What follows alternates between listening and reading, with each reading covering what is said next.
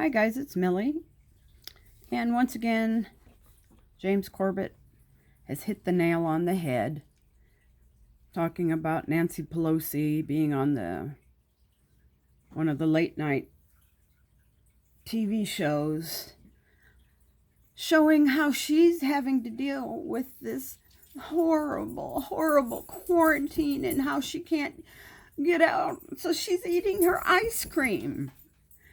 And as she shows, people have evidently gone and looked up the refrigerator freezer set she has, which is about $24,000, which is more than the first house I ever owned was.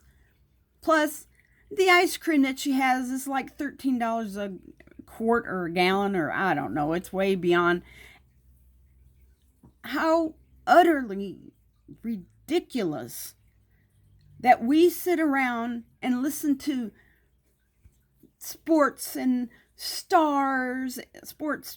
celebrities and stars, and our government saying, and our newspaper people and the news media, and they sigh and put their hand up on their chest and they say, it's okay because we're all in this together. Well, I'm sorry. That, from the very beginning, has really ticked me off. Because even though I'm no right, there are many that are not. And I'm sorry, some news reporter or actress or whatever that's in their multi-million-dollar house, never needing to work again because they've already made so much money, and the reporters who are there, and they tried, and they, oh gosh, it's just so terrible. And they lie to the people and say, but we're all in this together. Bull crap. I'm sorry. Bull Loney. They have a job. They have their house payments. They have their food coming in. They are not the ones in the lines to get food. They are not the ones sitting there with their children trying to figure out what they're going to feed them today. Whether they'll get 3 meals a day, or if they're lucky, they may get one. They're not the ones sitting in cars for hours waiting to get a box of food. This just is unbelievable. The gall and the nerve these people have to try and compare themselves to us poor peasants, which is how they look at us, whether they say it or not. How can they be so stupid? How can we, who are suffering and who are wondering where our next meal will come from, how can people like normal people even look up to them anymore? Oh, but they're doing concerts so we can watch them in our house. Yeah.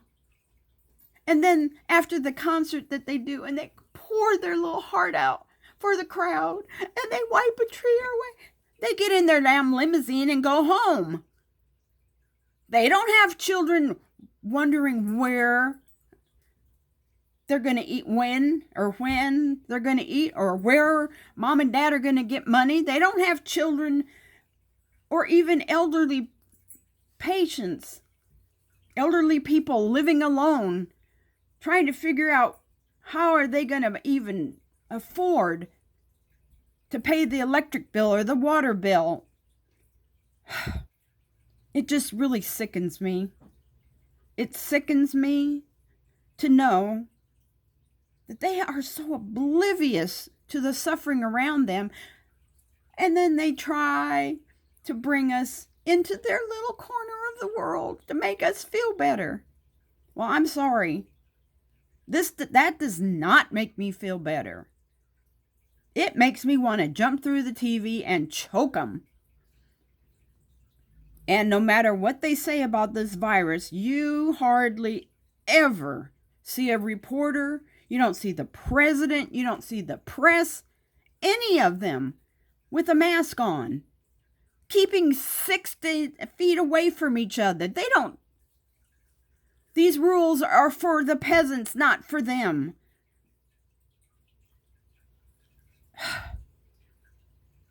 This just is unbelievable.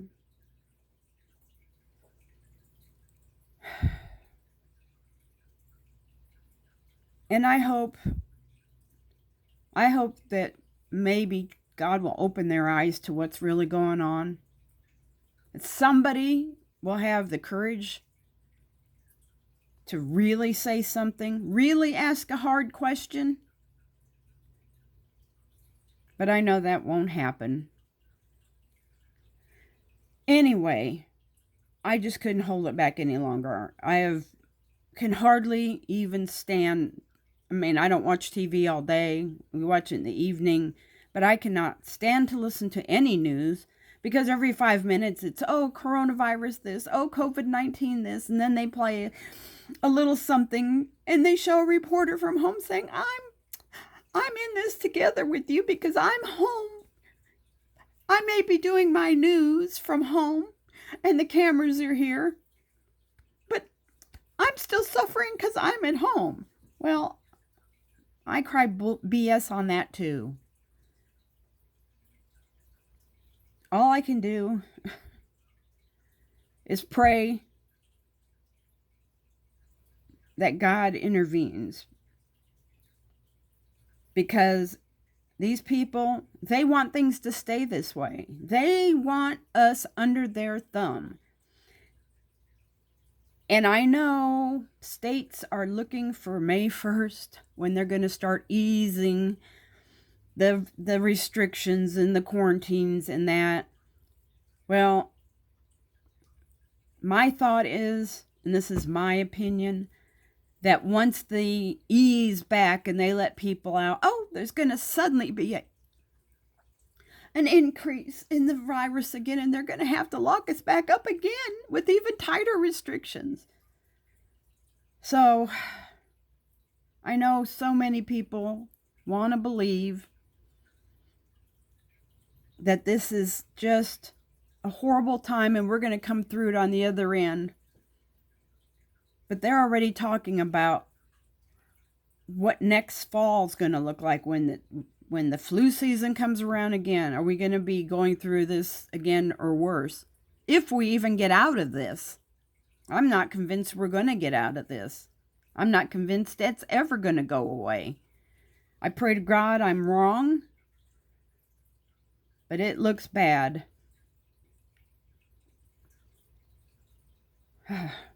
The only light in my life, the only reason I get up every day is because I know Jesus is Lord. He's coming back. He's coming. His coming back is going to make everything right eventually, but this world is going to go through literal hell. So, look up, pray up, put on your armor, find a Bible study online, a Bible study app. I use YouVersion. It has tons and tons and tons of individual study plans that you can do. Some of them are from a year down to a few days. And they help break down the Bible, and they help explain different verses, and it makes it easier to understand. Plus, it helps put it in your mind and your heart. So, I'll put a link to James Corbett's show here. And I'm sorry for the rant, but it just was, it's just beginning to really get on my nerves, I guess is all I can say.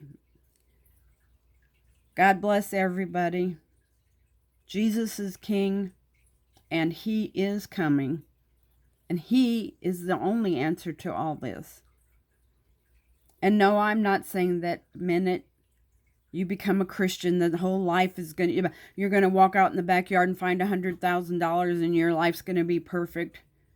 This world is not meant to be perfect after the fall.